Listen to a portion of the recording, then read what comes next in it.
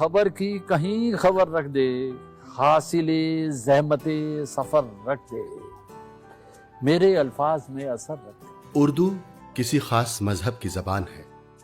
ये बात इल्म अदब की जिन शख्सियात के सामने बेमानी लगती है, उन्हीं में एक बड़ी शख्सियत का नाम शीन काफ निजाम है।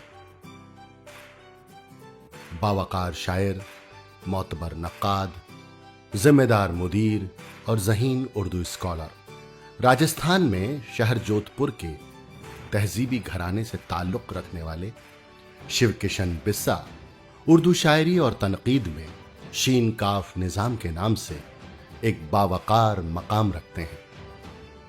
शायरी, तनकीद और इदारत की उर्दू हिंदी में 20 से ज्यादा किताबें और मुख्तलिफ रसाइल में सैकड़ों मज़ामीन उनकी रोशन तख्लीक का आईना है।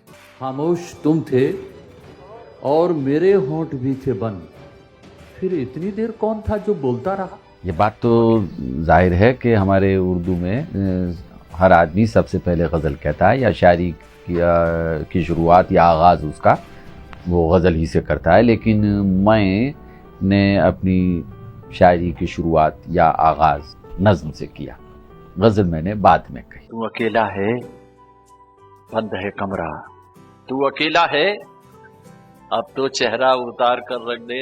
एक लेखक होने के नाते मुझे और कोई सम्मान मिले कि न मिले, मुझे जो पढ़ने वालों का प्यार मिला तो मुझे लगा कि मैं सही जगह पर आ गया। निजाम साहब की अदबी खिदमात के लिए उन्हें इकबाल सम्मान, भाषा भारती सम्मान, बेगम अख्तर गजल अवार्ड, राजस्थान उर्दू अकादमी का महमूद शिरानी अवार्ड, मेवाड़ रत्न सम्मान और शान उर्दू एजाज जैसे अनगिनत आला अवार्ड्स से नवाजा गया है। तो वहीं उर्दू में शाये अपनी नज़मों के मजमुए गुमशुदा दैर की गूंजती घंटियां के लिए उन्हें साल 2010 में साहित्य अकादमी सम्मान भी दिया गया। निकले कभी न घर से, मगर इसके बावजूद अपनी तमाम उम्र सफर में गुजर गई। मेरे बचपन की पहली किताब जो मैंने अदर देन कोर्स जिसे कहिए वो पढ़ी थी बाल महाभारत। तो मैं ये कह सकता हूँ कि मैंने पहली किताब महाभारत पढ़ी। श्री शीन काफ निजाम, साहित्य एवं शिक्षा।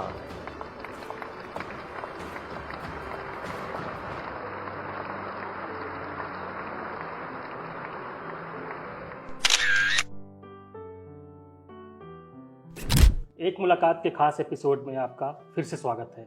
इस बार हैं उर्दू अदब की दुनिया के मशहूर शायर शीन काफ निजाम साहब।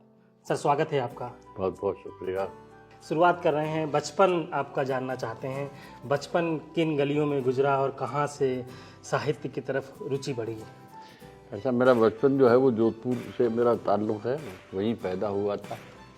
और बचपन भी शुरुआती दिनों में तो गांव में रहा मेरा, मेड़ता सिटी में रहा, भीनमाल में रहा, जालौर में रहा। और ये सब अपनी अपनी तरह से अलग अलग छोटे छोटे गांव ये कहना चाहिए। अब बहुत छोटे गांव थे। अब आपने याद दिलाते हैं तो ऐसा लगता है कि अभी तक वही हूँ। तो वहीं से मेरी प्राइमरी एजुकेशन वगैरह भी वहीं हुई। तो वहीं से ननियाल था मेरा, मामा और मौसी के साथ रहा वहाँ। बाकी तो बचपन में फिर शुरू से ही पढ़ाई वढ़ाई उसी तरह से होती। तो साहित्य की तरफ रुचि कैसे बढ़ी? साहित्य में तो डॉक्टर साहब ये है कि मेरे मामा और मेरी मौसी जो थी वो दोनों ही हिंदी साहित्य के टीचर थे दोनों, और हिंदी साहित्य से उनको गहरी रुचि थी। तो ननिहाल आना जाना रहा इसलिए? ननिहाल में ही पलवा, पहले 13-14 बरस तो वहीं रहा ना। तो जाहिर है कि ननिहाल ही कहाँ था। वो भी मेरे मामा भी बैचलर थे और मौसी विडो थी, तो गांव में रहते थे उनके साथ। तो वो 2 और तीसरा मैं घर में मेम्बरी थी। तो एक माहौल पूरा वो कविताओं का, साहित्य का, उनकी आपस की बातें भी उसी तरह की होती थी। उनसे जो लोग मिलने आते थे वो भी साहित्य के थे। तो जहाँ हमारा घर था, जहाँ हम रहते थे, उसके एक तरफ तो जैन मंदिर था और दूसरी तरफ अकबरी मस्जिद थी। आपको अगर ख्याल हो तो मेड़ता सिटी वो जगह है जहाँ मीराबाई का इलाका है। मीराबाई वहाँ गई। तो ज़रा बाहर निकल जाते तो फिर चार भुजा का मंदिर होता था। तो वहीं से साहित्य का एक तरह समझिए कि घुट्टी तो वहीं से मिल गई। फिर उसके बाद जब तालीम हुई तो संस्कृत में भी तालीम हुई थोड़ी। फिर वहाँ से शहर जोधपुर में आए तो फिर संस्कृत की थोड़ी और ज़्यादा वैदिक उस तरह का चांटिंग वगैरह का वो सिलसिला रहा। दोस्तों के साथ उठते बैठते क्योंकि बहुत सारे लफ्ज़ आप देखेंगे कि हिंदी में भी उर्दू के आते रहे होंगे, आते हैं आज भी। बिल्कुल। तो बहुत मुमकिन है उससे मुस्लिम दोस्तों से मिलते मिलते उर्दू की तरफ चले गए, फिर उर्दू सीख ली, फिर आगे बढ़ के फारसी लेटर एज में सीख ली। तो यूँ करके एक तरह से वो सिलसिला बन गया। आपने कहीं लिखा कि मौजे हवा तो अब के अजब काम कर गई, उड़ते हुए परिंदों के भी पर कतर गई। तो आपकी रचनाओं में आम आदमी का संघर्ष बहुत साफ दिखता है।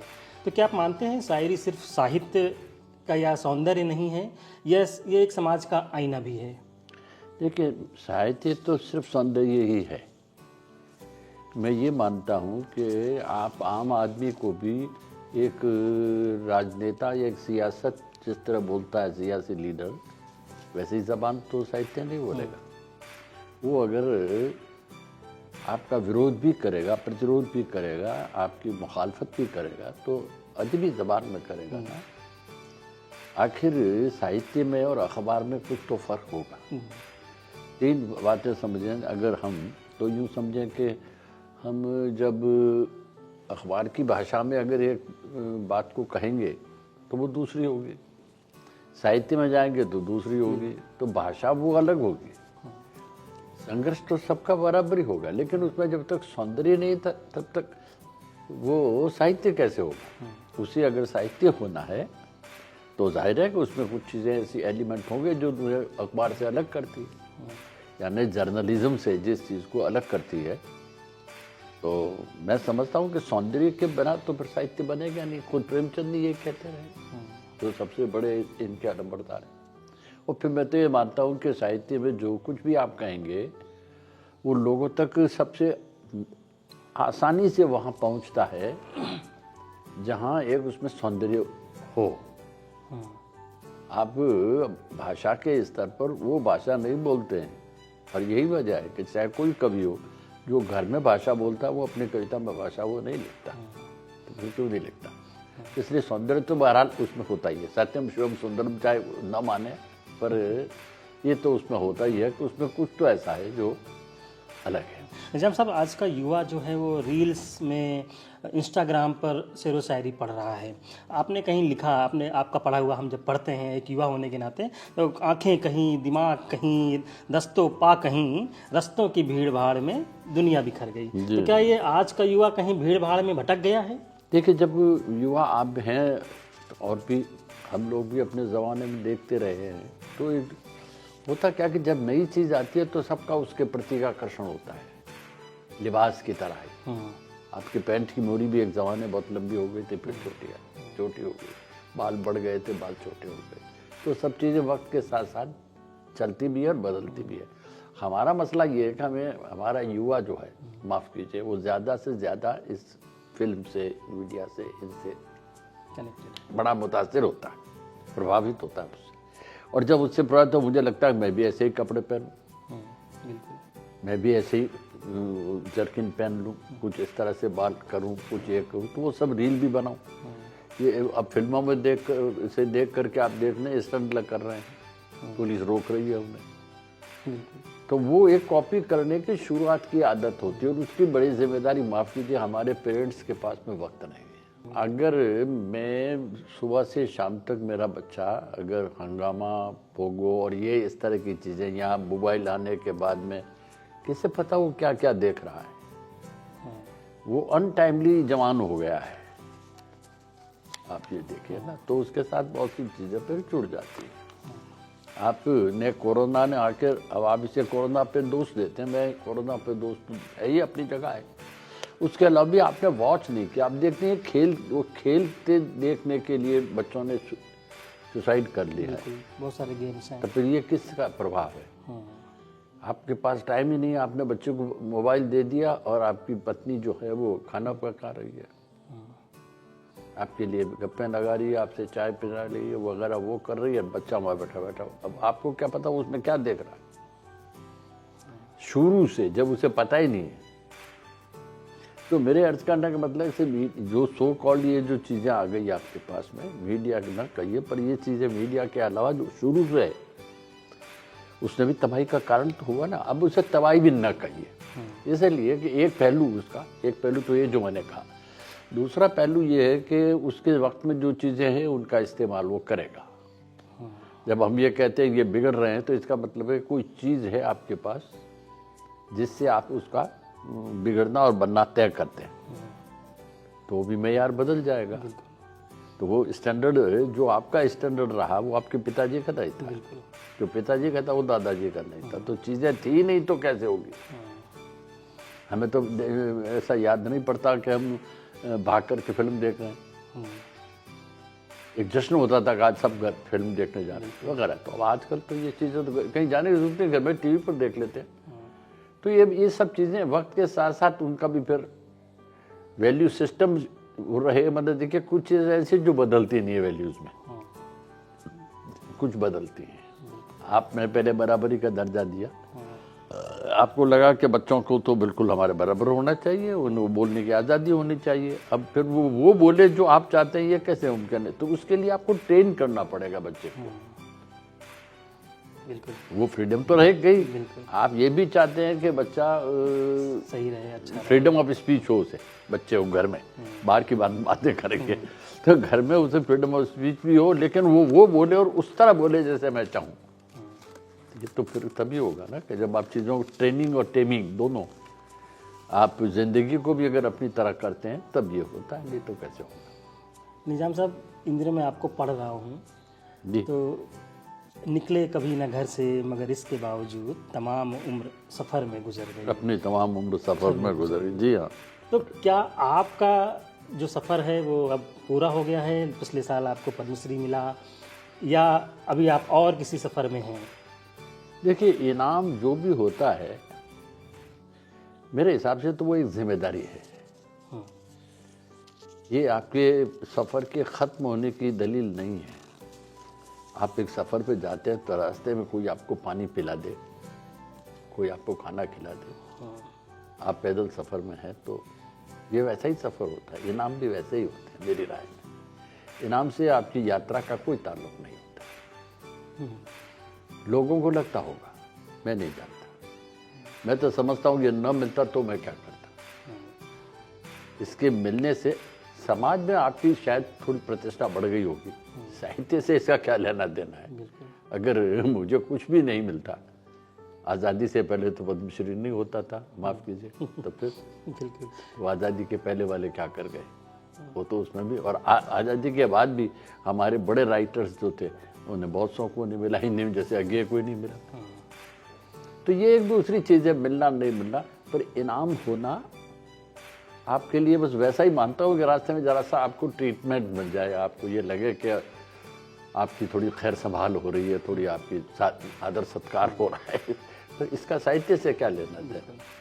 तो इस सफ़र के पड़ाव, कई पड़ाव आए आपके जीवन के। आप युवा अवस्था में जब रहे होंगे, या जब आप इस समय हैं, तो कौन सा सफ़र सबसे महत्वपूर्ण लगता है कि यार इस उम्र में मैंने वो अचीव किया? या शायद मैंने पहले भी आपसे कहा, ये अंदाज़ा नहीं होता। रेगिस्तान का अपना हुस्न है, ऊपर जाइए तो बर्फ़ का अपना हुस्न है, बीच में कहीं जाइए तो जंगल का अपना हुस्न है। इसका हुस्न अच्छा, ये बड़ा मुश्किल है। इसलिए मैं अगर आपसे ये कहूँ, बचपन की यादें, जैसे अभी मैंने आपसे कहा कि इधर मंदिर है, इधर मस्जिद है, हम कल्पना ही नहीं कर सकते थे कि कोई मंदिर तोड़ देगा, मस्जिद तोड़ देगा। ये कल्पना ही नहीं थी, हम सोच ही नहीं सकते थे। ठीक है ना? तो वो सभी यात्राएं, सुखद दुखद की बात नहीं कीजिए, वो सभी यात्राएं आपके लिए आपके एक्सपीरियंस को समृद्ध कर रही थी, सभी यात्राएं। ठीक है? अब मैं तो जैसे मसलन मैं अरबी नहीं जानता, लेकिन मैं जब अरब गया या अबू धाबी, दुबई, गल्फ में गया, वो अजान में की जो एक आवाज़ निकलती है अजान की, वो इतनी मीठी लगी कि क्या बात है। वहाँ से सीखा। आप मेरी बात समझ रहे हैं कि मैं स्वर अच्छे लग रहे हैं उसके, मैं जबान नहीं समझ रहा हूँ। तो ये भी एक यात्रा है, एक्सपीरियंस है। आपको कई बार मैं अब जैसे कई बार सोचता हूँ कि अगर सन्नाटे में बैठा हूँ तो इसकी भी तो एक आवाज़ होगी। तो करते करते मैंने एक बात सोची और मतलब मैंने बहुत लोगों को पसंद आए ना, ये भी आप जानते हैं मेरा तो ये प्रॉब्लम नहीं है मेरी कि आपको अच्छा लगता है नहीं लगता है, मुझे ये मैंने तो अपना कह दिया, अच्छा बुरा आपकी बात है। तो मुझे लगता है कि जैसे फिर सन्नाटा क्या है, तो मुझे लगा सन्नाटा तो भाई सूनेपन की सदाओं का नाम सन्नाटा है। आप नहीं बोल रहे हैं, मैं नहीं बोलूँ ना बोलूँ, फिर भी कोई आवाज़ तो आ रही है। तो ये भी एक एक्सपीरियंस है, बोलना भी एक एक्सपीरियंस है। फिर शोर का जहाँ तक संबंध है, मैं ये सारी बातें लफ्ज़ के सिलसिले में कह रहा हूँ। लफ्ज़ जो होता है तो ये सब इसलिए होता है कि आपने कुछ चीज़ें सुनी है, उन्हें सुन करके रिकॉर्ड किया, ये सुनना अपने अपने एक्सपीरियंस है, बोलना एक्सपीरियंस है। एक ज़माने में आप यूँ देखिए कि सन्नाटे का शोर था, जैसा मैंने अभी कहा है ना। सोचिए ऋषि मुनि साधु संत फकीर तन्हाई में बैठे हैं कहीं ऊपर, आज शोर का सन्नाटा है। सही बात है। ये सन्नाटा तो कम रहा, जगह बदल गई और उसकी किस्म बदल गई। तो ये सभी एक्सपीरियंस आपको यात्रा के दौरान होते हैं। अब ये यात्रा, हमने यात्रा के अलावा कोई लफ्ज़ नहीं है या सफ़र के अलावा कोई लफ्ज़ नहीं है, अदरवाइज शब्दों की भी तो एक यात्रा है। आपसे मिलना भी एक यात्रा है। 2 वर्षों में आप कितने बदल गए, मैं कितना बदल गया, बदला कि नहीं बदला ये तो हो ही नहीं सकता, तगजुर तो हुआ ही है। यात्रा है। अब कुछ बदला है, वो क्या बदला है ये जानना नहीं, जानने से इम्पोर्टेंट ये को जानने की प्रोसेस क्या रहा आपका, आप कैसे बदले, मुझे लगता है ऐसा है। इसी प्रोसेस में ये एक बात और आ रही है कि देखा उन्हें तो देखने से जी नहीं भरा, और आंख है कि कितने ही ख्वाबों से भर गई। ख्वाबों से भर गई। आप इस अवाम को कैसे देखते हैं, किन ख्वाबों से देखते हैं कि अवाम ऐसा होना चाहिए था, ऐसा है? 3 लफ्ज़ हैं हमारे यहाँ। हमने अवाम लफ्ज़ को बहुत एक तो इतना इस्तेमाल किया कि ये लफ्ज़ घिस गया है, आम आदमी भी घिस गया, शब्द भी घिस जाते हैं ना, तो वो अपना मतलब खोने लगते हैं। वैसे उर्दू शायरी में 3 लफ्ज़ हैं। एक ख़ास है, जैसे आप चाहें तो एलिट कह दीजिए, एलिट क्लास, अभिजात्य क्या कहेंगे हिंदी में, एलिट। एक आम आदमी मेरे जैसा होगा, आप जैसा होगा, इसके नीचे अवाम है। तो अवाम वो है जो कम उस तमीज़दारी को अपनाते हैं जो आपके पास है, ऊपर 2। लेकिन उसका ये मतलब नहीं है कि उनके पास साहित्यिक संस्कार नहीं है। तो वो साहित्य के संस्कार जो हैं वो अवाम में, वो बहुत कई बार आप ऊपर की 2 कैटेगरीज है उससे ज़्यादा अच्छे हो सकते हैं। बिल्कुल। अगर कबीर का जीवन लें, कबीर का, रहदास का, तो इनका जीवन तो माफ़ कीजिए कि आवाम का जीवन है, आम का जीवन भी नहीं है। लेकिन उनकी जो सेंसिबिलिटी है पोइट्री की, वो ख़ास की है, एलिट की है। माया तू ठगनी मैं जानी, अब क्या कहेंगे इसे। और कितनी बड़ी साहित्यिक बातें कर रहा है वो। आप उसकी नज़र से अगर साहित्य को पढ़े तो कुछ और ही दिखाई देता। तो मेरे अर्थ का मतलब ये कि हमने आवाम को हम बनाते, आवाम पर हमने हमेशा ये किया कि हमने आवाम को भीड़ की तरह समझा है। और ये किसने समझा है? खास ने, खास लोगों ने, आवाम ने, आम ने नहीं। आप मेरी और क्या औकात है हम किसी को कुछ समझे, हम तो खुद ही अपने। लेकिन हम संघर्ष में या स्ट्रगल में हम, माफ़ कीजिए, हम भी अभिजात्य की तरफ जाना चाहते हैं। आम जो है वो उसका मुंह खास की तरफ है, आम का मुंह अवाम की तरफ नहीं है। बिल्कुल। और ये एक ऐसा पॉइंट है कि अब आप क्यों अवाम को आप क्यों बनाना चाहते हैं। दूसरी बात है कि मैं क्यों बनाना चाहता हूँ। आप मुझसे वो माहौल दीजिए को खुद पन पे। बिल्कुल। हमने समाज जिसे हम कहते हैं वो बाग है, जिंदगी जो है वो जंगल है, वो अपने तरह से उगता है चीज़ें। आप उसे काट पीट के अपनी तरह करना चाहते हैं। ये अवाम को काट पीटने का और ये करने का धंधा पॉलिटिशियंस का है, पोइट्स और राइटर्स का थोड़ा ही है। वो तो उनके पे स्थिति को नहीं, उनकी मनस्थितियों को कहता है, in context with the cultural values. इन्हीं आवाम के लिए आजकल बहुत सारे साहित्य महोत्सव हो रहे हैं, जिनमें सिनेमा? नहीं, उन्हें न गिनाइए, उन्हें न गिनिए, उनका आवाम से कोई लेना देना नहीं है। ये आम लोगों की अपनी रुचियों के हिसाब से होता है और मोस्टली उसमें खास लोगों का लेना देना मेरा है। सवाल भी यही था कि इसमें सिनेमा, वो मैंने कहा नहीं आपसे, वो भीड़ जुटाने के लिए आप किसी फिल्म के एक्टर को बुलाइए, ये क्यों बदल दूसरी रहा है? सेलिब्रिटी से काम नहीं चलेगा। हाँ। आप रविशंकर को बुलाएंगे तो अवाम नहीं आएंगे। ये नहीं कि आज रविशंकर नहीं तो रविशंकर का भाई कोई और शंकर हो, बिल्कुल। वो उनको उनके लिए नहीं है, वो खास लोग सुनने के लिए जाएंगे रविशंकर को। आप रविशंकर के बारे में क्या समझे, मैं क्या समझूं, या अली अकबर खां होते या अमजद अली या और भी जो अभी हैं, उनसे हम आज भी हमारा आवाम जो है वो ग्लैमर को पसंद करता है। आप फिल्म के आदमी को बुलाएंगे तो भीड़ ज़्यादा इकट्ठा होगी, और आप जो फेस्टिवल करते हैं तो आपकी पहली डिमांड मेयार या स्टैंडर्ड नहीं है, आपकी पहली डिमांड क्राउड है, और क्राउड के लिए आपको ग्लैमर का आदमी चाहिए, ग्लैमर की पर्सनैलिटी चाहिए। इससे क्या साहित्य प्रभावित हो रहा है? साहित्य काय को प्रभावित होगा? महोत्सव हो रहे हैं, वहाँ साहित्य की बात नहीं हो रही है। देखिए साहित्य, ये सब तो मंडियाँ हुई ना बनने का काम तो कहीं और होता है, मंडी में तो चीज़ें बिकती हैं, नुमाइशें हैं, एग्जीबिशन है। एग्जीबिशन में पेंटिंग थोड़ी होती है, पेंटिंग तो स्टूडियो में होती है, वहाँ आके एग्जिबिट होती है, इसलिए वो तो सारे एग्जिबिनिस्ट लोग हैं वहाँ आपको बुलाने से दो आदमी भी नहीं आएंगे, मुझे बुलाने से कौन आएगा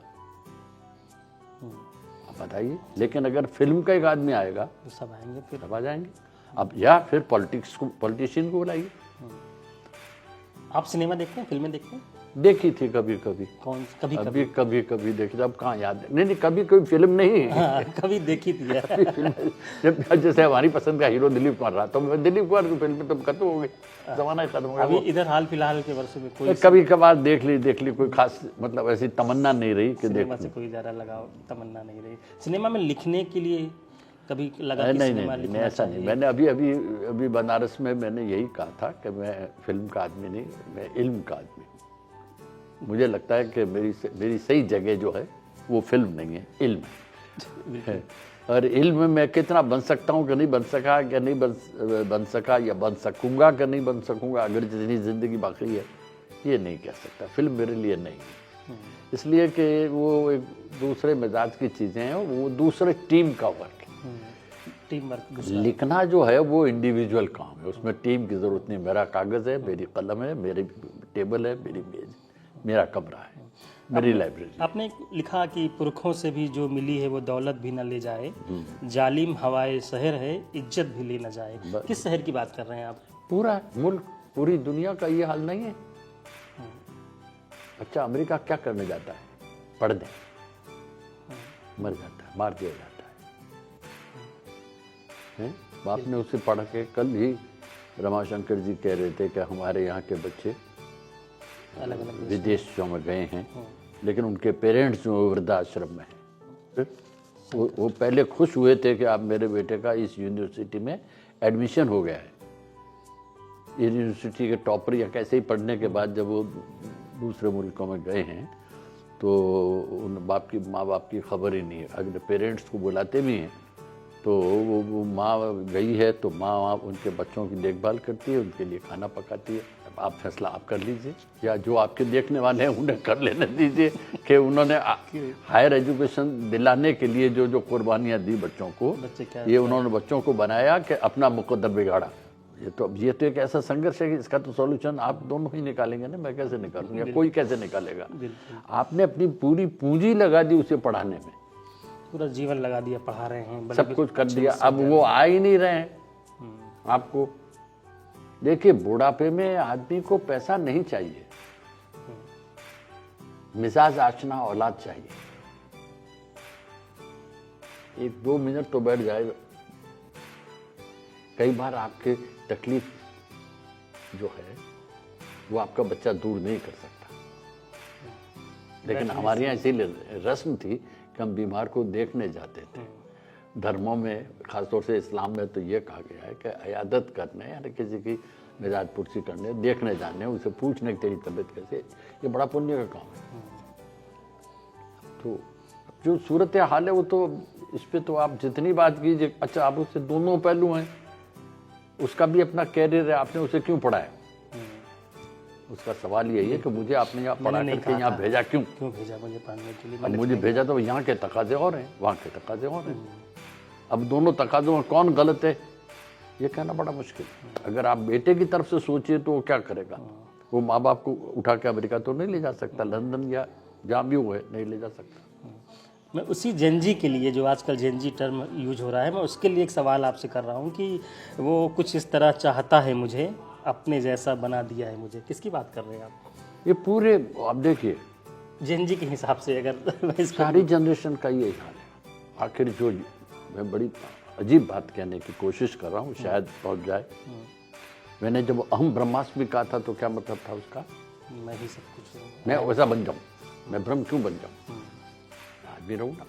तो मैंने कहा अहम ब्रह्मास्मि अना ला हक, मैं हक हूँ। मैं हक क्यों हूँ? मतलब मैं नहीं हूँ। मैं जब कहता हूँ कि मैं ब्रह्म हूँ तो ब्रह्म कोई और चीज़ है, मैं कोई और चीज़ हूँ, है ना? आज मैं सोच रहा हूँ कि मैं शायर हो जाऊँ, तो शायर होना एक अलग चीज़ होगी और कोई चीज़ है, मैं कोई और चीज़ हूँ। तो अपने को ढालना होता है। बाइबल से सवाल उठा लीजिए, and God created man like himself, और खुदा ने आदमी को अपनी तरह बनाया। अब ये शेर वहाँ भी लागू हो जाएगा। वो कुछ इस तरह, ये ज़माना मुझे ऐसा चाहता है कि उसने ज़माना मुझे अपने जैसे बना दिया, तो हर दौर के लिए हर आदमी पर लागू होता। तो शायरी की जो मैं ये समझता हूँ, ये शेर शायरी है कि नहीं है ये एक अलग मुद्दा है, क्योंकि मेरा मैं क्या कहूँ लेकिन सच्चाई ये है कि हर दौर में यही होता है।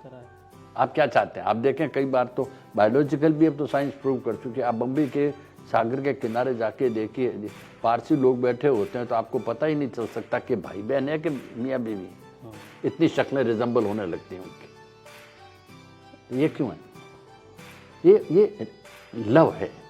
अब आपकी साइंस, आप साइंस के आदमी हैं, आप वहाँ तक पहुँचे हैं कि मैं अगर फूल को तोड़ने के लिए जा रहा हूँ तो फूल अंदर से मुरझाने लगता है पहले से डर उसके अंदर से कुछ आया। ये कहाँ से आया?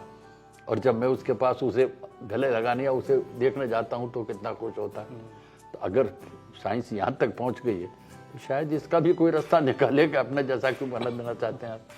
हर आदमी की पहली ख्वाहिश यही है। आप पत्थर से मूर्ति बनाना चाहते हैं, आप कागज़ पर पेंटिंग बनाना चाहते हैं, सब चीज़ें अपने जैसी। अरे अपने जैसे का मतलब ये नहीं कि मेरे आत्मा में तो आपके भी आत्मा वैसे कर दूँ, आपके बाल ऐसे मेरे ही बाल ऐसे कर दूँ ना। मैं जो आपकी अपनी नेचर आपको दे रहा हूँ। देखिए बहुत और भी थोड़ी सी दूसरी तरह की बात है, आप समझेंगे मौजू बदल रहा हूँ। एक ज़माने में हम चिड़ियों की बातें समझते थे, परिंदों दरिंदों चरिंदों की बातें जानते थे, उनकी ज़बान सीखने की कोशिश कर रहे थे, उनकी साइकोलॉजी पढ़ने की कोशिश कर रहे थे कि ये चिड़िया क्या कह रही है, ये बंदर क्या कह रहा है, ये शेर क्या कह रहा है, वगैरह वगैरह। आज हम अपने कुत्तों तक को अपनी भाषा सिखाते हैं। बिल्कुल। उसके नाम अपने मर्जी के नाम, टीपू, फला, XYZ। हम उसे अपना सिखाना चाहते हैं। हम उन्हें मतलब उन्हें वो न रहें, वो हम हो जाएं, हमारी तरह रहें। तब ये सब ऐसी चीज़ें हैं कि लोगों को मूर्खता की बात भी लग सकती है और लगे कि बात तो ठीक है। दोनों ही हो, हर बात के दो पहलू। देखिए अच्छा, मोस्टली हो ये रहा है कि हम वहीं खड़े रहना चाहते हैं। हम बदलने का मतलब ये नहीं है कि आपका लिबास बदल गया है ना, आपकी फिक्र कहाँ बदली। मैं उस फिक्र के साथ हूँ। मुझे भी तो अच्छा लग रहा है कि आप मेरा इंटरव्यू करें तो मेरी बात जो है वो अच्छी बुरी गलत सारा जो भी है वो कम से कम हज़ारों लोगों तक जाएगी और रह भी जाएगी कहीं कभी, है ना। इसलिए मैं भी खुश हूँ। अच्छा, अदरवाइज ये बात तो कैसे रहती, जिन वेद व्यास जी ने जो महाभारत बोली थी या वाल्मीकि ने, वो तो सब गई। उसके बाद आपने स्पून लाए, वो भी गई। अब जर्मन वालों ने, अगर आपको याद हो, बीच में दावा किया था कम पत्थरों को कुरेद कर वो जो रह गई है साउंड्स उसमें, उससे जबान।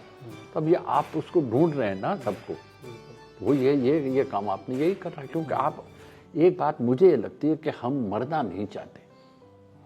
आदमी में दो खसलतें हैं, एक तो मरना नहीं चाहता, वो अमर होना चाहता है। मैं जाऊं तो मेरा पैन रह जाए, मैं जाऊं तो मेरी आवाज़ रह जाए, मैं जाऊं तो मेरी तस्वीर रह जाए, मैं जाऊं तो मेरा बेटा रह मेरा जाए, अहम बना रह जाए। मतलब मैं रहूं। मैं जब से जन्नत से आया हूं तब से वहाँ वापस वहीं जाऊं तो जाऊं तो न जाऊं, पर लेकिन मेरी निशानियां मौजूद रहे जो इस बात की याद दिलाए कि यहाँ मैं था। बना रहना चाहिए। तो फिर तो अपने जैसा तो न सही, याद तो रहे हमारी कायम। आप दुनिया के अलग अलग मुल्कों में पढ़ते रहे हैं, कौन सा मुल्क सबसे ज़्यादा पसंद आता है और कहाँ के श्रोता दर्शक सबसे ज़्यादा आपको भाते हैं? देखिए, बात यह है कि सब जगह सभी तरह के आदमी होते हैं, सच्चाई तो ये है। अब मैं एक मुल्क को कह दूं तो मुझे तो मेरा ही मुल्क ठीक है भाई, इसलिए कि सब एक की तरह से सुनते हैं, सबका टेस्ट एक ही तरह का होता है। आपने हॉलीवुड को बॉलीवुड कर दिया तो क्या हो गया? फिल्म के एक्टर की इज्जत वहाँ भी यही है जो आपके यहाँ भी है ना? पैसे वाले की इज्जत वहाँ भी है, जिसके पास पैसा है, पैसा देख के ज़्यादा आया है वो सबसे आगे आके बैठेगा, चाहे वो समझता है कि नहीं समझता, हार्डली मैटर्स। आपके यहाँ भी या पैसा है उसके पास, या पद है उसके पास, या प्रतिष्ठा है उसके पास, इज्जत, दौलत, शोहरत, तीनों में से कोई एक चीज़ जिसके पास है वो सबसे आगे आके बैठेगा। उसका शायरी या कविता या साहित्य से कोई संबंध हो कतई ज़रूरी नहीं।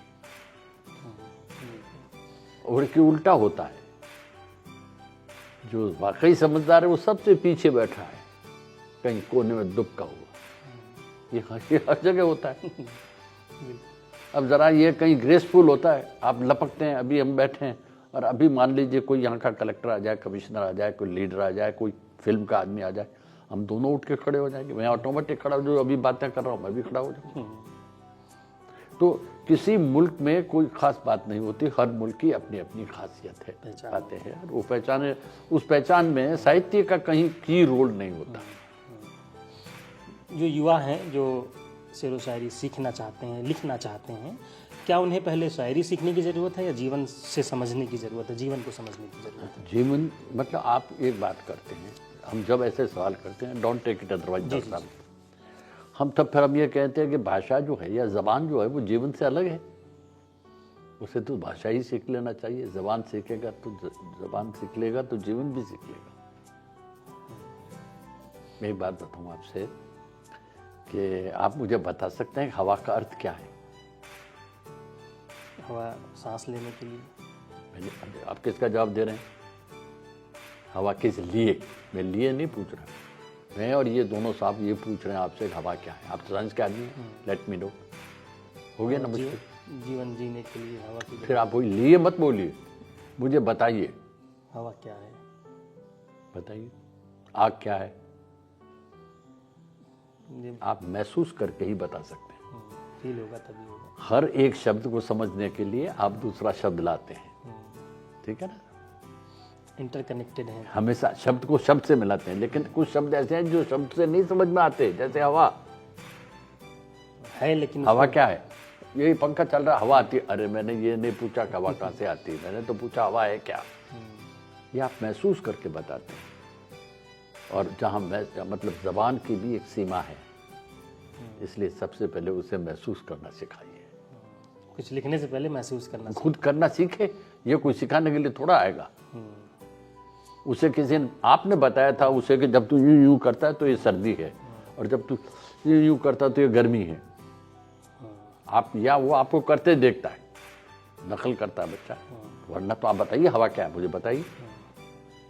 अच्छा, अब जबान सीख लेते हैं आप, मान लीजिए,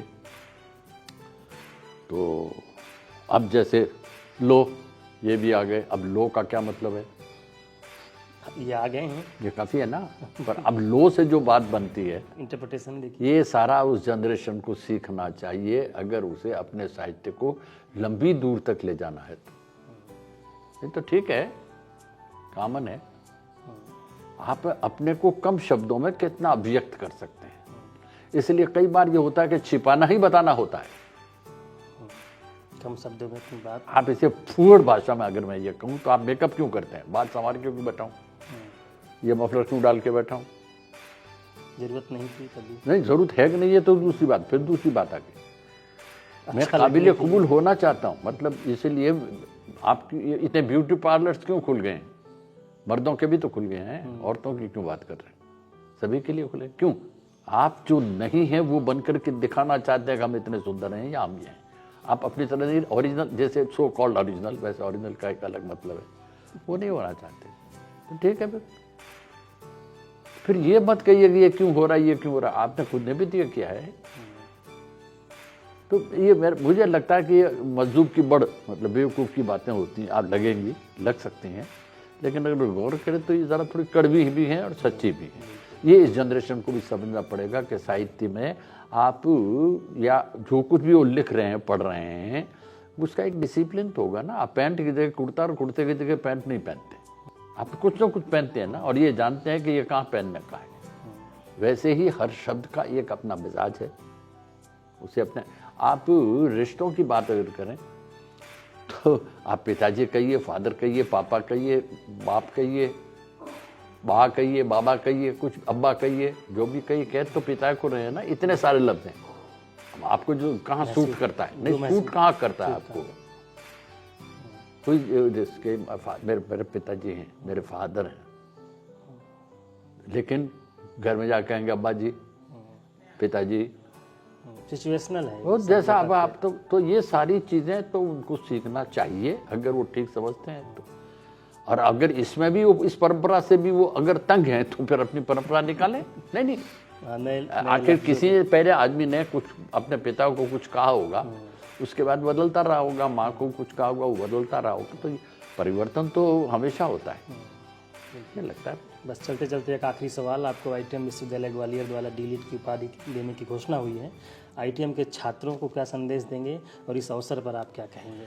मैं तो ये समझता हूँ संदेश तो खैर देखिए कि संदेश में फिर डॉक्टर साहब वही पैगाम होता है, ये पैगंबरों का काम है संदेश देना, लेकिन आपको लोग संदेश देना और संदेश देना और उपदेश देना, और ये सब एक राइटर के रूप में मेरा काम नहीं है।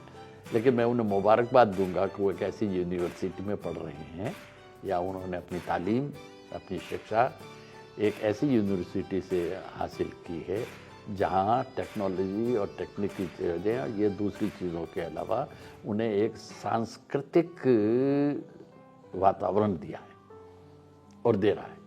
मैंने ऐसी यूनिवर्सिटी मेरे देखने में नहीं, बहुत दुनिया बहुत बड़ी है, मैं बहुत छोटा हूँ, कि जहाँ कलाकारों की ऐसी इज्जत हो। आप देखिए ना कि म्यूजिशियंस के बस लगे हुए हैं यहाँ। पिछली बार जब आप आया था तो तबला बजा रहे थे जो अब दुनिया में नहीं रहे, उनको ये सम्मान दिया गया।